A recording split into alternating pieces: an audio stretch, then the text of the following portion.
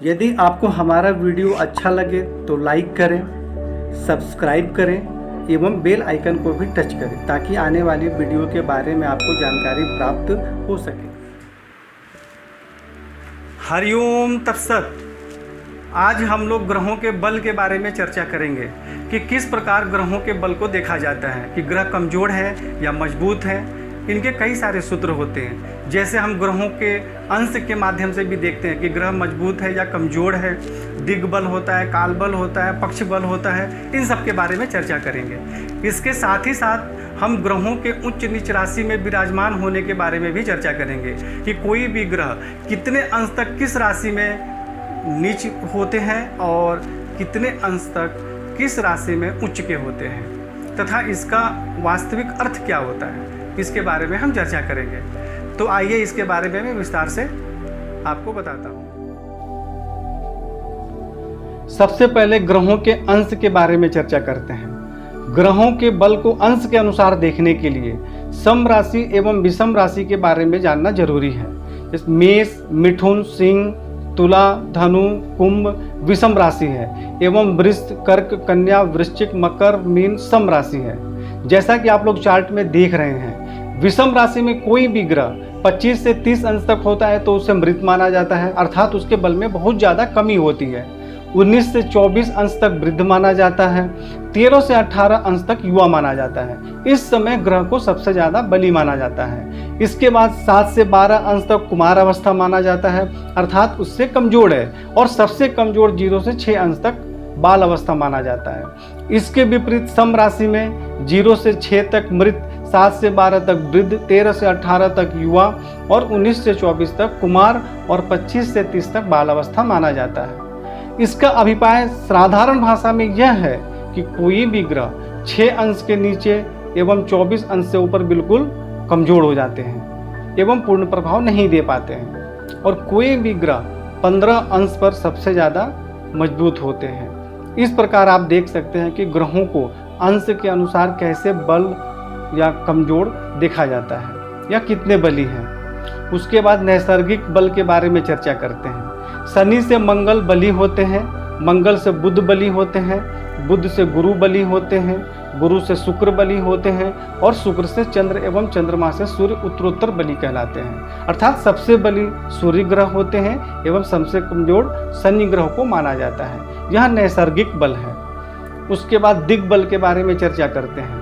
जैसे लग्न में बुध एवं गुरु बली होते हैं, चतुर्थ भाव में चंद्रमा एवं शुक्र बली होते हैं, सप्तम भाव में शनि बली होते हैं और दसम भाव में सूर्य एवं मंगल बली होते हैं। इसे हम दिग्बल कहते हैं ग्रहों का।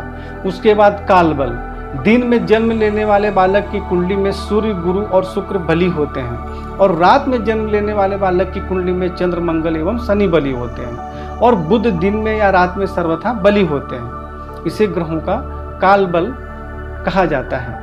उसके बाद स्थान बल, जो ग्रह उच्च राशि में या स्व राशि में या मित्र की राशि में या मूल त्रिकोण में या स्व नवमांश में होते हैं वह स्थान बली कहलाते हैं। जैसे उदाहरण के लिए मैं बता रहा हूँ, सूर्य मेष राशि में उच्च के होते हैं, कर्क सूर्य का मित्र राशि होता है और सिंह सूर्य का स्व राशि होता है और वृश्चिक, धनु, मीन इत्यादि उसके मित्र राशि होते हैं। तो इस प्रकार समझ सकते हैं कि कुंडली में ग्रहों के सामने लिखा रहता है कि ग्रह किस राशि में विराजमान है।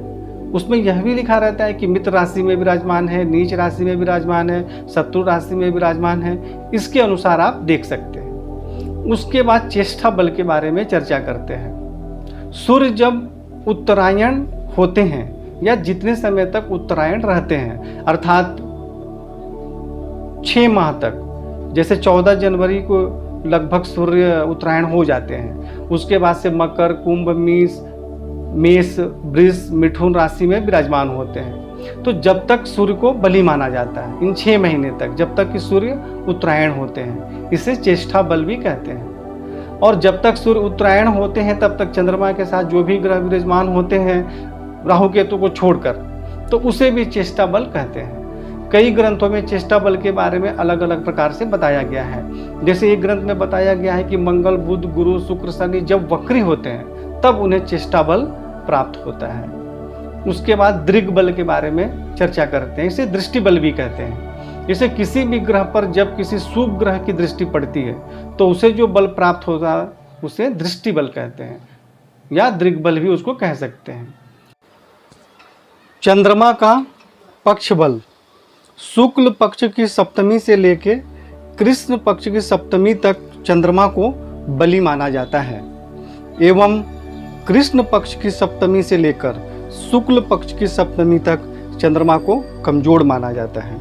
अब ऊपर जितने भी प्रकार के ग्रहों के बल के बारे में बताया गया है, इन सब में सबसे मुख्य अंश बल होता है, अर्थात उपरोक्त बताए गए विधि से ग्रहों में बल में होने के साथ अंश के अनुसार भी बली होना चाहिए। जैसे सूर्य उच्च राशि में विराजमान तो हो गए, परंतु यदि एक अंश कहीं है तो उच्च राशि में विराजमान होकर भी अपना पूर्ण फल नहीं दे पाएंगे। इसलिए ग्रहों के अंश के बारे में भी सबसे ज़्यादा देखना जरूरी है। और वैसे भी जब हम जन्म कुंडली का विश्लेषण करते हैं तो ज़्यादातर ग्रहों के अंश को ही देखा जाता है। जब हम कुंडली का विश्लेषण करते हैं तो सबसे ज़्यादा ग्रहों के अंश के बारे में ही विचार किया जाता है। इसका अर्थ यह नहीं है कि बाकी जो विधि बताया गया है उस पर आपको ध्यान नहीं देना चाहिए। अब हम उच्च नीच राशि के बारे में चर्चा करते हैं। जब भी कुंडली देखा जाता है तो उसमें ग्रहों के सामने सबसे आखिरी वाले लाइन में ग्रहों की स्थिति लिखी होती है, जहां यह दर्शाया जाता है कि ग्रह स्वराशि में है या उच्च राशि में है या नीच राशि में है या शत्रु राशि में है, जिसमें कि उच्च और नीच राशि के बारे में लोगों के मन में बहुत सारे कन्फ्यूजन रहते हैं। जैसे कोई भी ग्रह किसी विशेष राशि में विराजमान होने पर उच्च का माना जाता है और किसी विशेष राशि में विराजमान होने पर नीच का माना जाता है, परंतु इसमें सबसे पहले उच्च नीच के साथ ग्रहों के अंश को भी देखना जरूरी है। जैसे सूर्य 10 अंश तक ही मेष राशि में उच्च का माना जाएगा, उसी प्रकार तुला राशि में 10 अंश तक ही नीच राशि में माना जाएगा। यदि तुला राशि में सूर्य 10 अंश के ऊपर है तो सूर्य को नीच नहीं माना जाएगा। इस प्रकार आप बाकी ग्रहों के बारे में भी देख सकते हैं। ग्रह किस राशि में कितने अंश तक उच्च या नीच के होते हैं ये चार्ट में आपको दिखाया गया है। अब उच्च नीच राशि में विराजमान होने का अर्थ क्या होता है? जैसे कोई भी ग्रह यदि उच्च राशि में विराजमान होते हैं तो इसका अर्थ यह होता है कि उस राशि में ग्रह ज़्यादा बली हैं या ज़्यादा ताकतवर हैं या उनका प्रभाव ज़्यादा है। कोई भी ग्रह यदि नीच राशि में विराजमान होते हैं तो इसका मतलब यह नहीं है कि वह खराब हो गया या गंदा हो गया।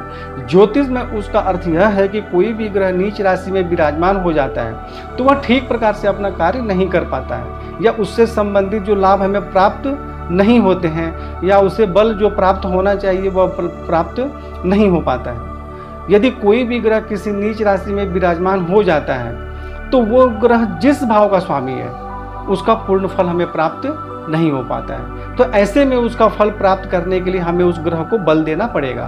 मंत्र जाप के माध्यम से भी बल दे सकते हैं, रत्न भी धारण कर सकते हैं, परंतु रत्न धारण करने से पहले जन्म कुंडली का संपूर्ण विश्लेषण करवाकर किसी विशेष ज्योतिषी से परामर्श लेना जरूरी है। नीच राशि में विराजमान ग्रहों के रत्न को धारण करने का मेरा बताने का उद्देश्य यह नहीं है कि आप सभी नीच राशि में विराजमान ग्रहों के रत्न धारण कर लें, इसमें सब देखना पड़ता है। बहुत सारे लोग यह कहते हैं कि नीच राशि का रत्न नहीं धारण करना चाहिए, जबकि नीच राशि में विराजमान होने का अर्थ नहीं समझ पा रहे। नीच राशि में विराजमान होने का अर्थ यह है कि उस राशि में वह ग्रह ठीक से काम नहीं कर पा रहा है, उसमें बल में कमी है, तो हमें उसको बल देना ही पड़ेगा। अब ग्रहों के अस्त के बारे में चर्चा करते हैं। कोई भी ग्रह सूर्य के साथ जब विराजमान होते हैं तो उन्हें अस्त माना जाता है, अर्थात वह ग्रह अपना पूरा प्रभाव नहीं दे पाते हैं, परंतु इसमें उन ग्रहों के अंश को भी देखना जरूरी है। यदि चंद्रमा सूर्य के साथ विराजमान होते हैं और 12 अंश से ऊपर हैं तो अस्त नहीं माना जाएगा। उसी प्रकार मंगल 17 अंश से ऊपर हो जाएंगे तो अस्त नहीं माना जाएगा। बुध 13 अंश से ऊपर अस्त नहीं माने जाएंगे। गुरु 11 अंश से ऊपर अस्त नहीं माने जाएंगे। शुक्र 9 अंश से ऊपर हो जाएंगे तो अस्त नहीं माने जाएंगे और शनि 15 अंश के ऊपर हो जाएंगे तो अस्त नहीं माने जाएंगे। और राहु केतु कभी भी अस्त नहीं होते हैं, सूर्य के साथ विराजमान होने पर सूर्य को ही पीड़ित करते हैं। आज आप लोग ग्रहों के बल, उनके उच्च नीच एवं अस्त के बारे में विस्तार से समझ गए होंगे और आप लोगों के मन में कई सारे जो गलतफहमियां हैं, आशा करता हूं वह समाप्त हो गई होगी। जन्म कुंडली में फलादेश के साथ ग्रहों के बल को देखना सबसे जरूरी है।